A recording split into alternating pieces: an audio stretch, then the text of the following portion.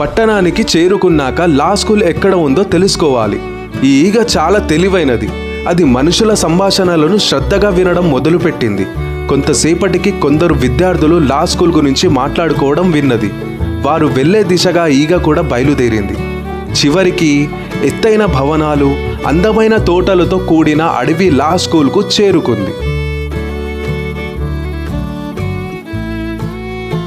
అక్కడ అడ్మిషన్ పొందడం మరో పెద్ద సవాలు. ఈగలు లా స్కూల్లో చేరడం ఎన్నడూ జరగలేదు. అయినా ఈగ ధైర్యంగా అడ్మిషన్ కార్యాలయంలోకి వెళ్ళింది. అక్కడున్న అధికారులు ఈగను చూసి ఆశ్చర్యపోయారు. ఈగ చిన్నగా, వినయంగా తన కలను వివరించింది. నాకు చట్టాల గురించి నేర్చుకోవాలని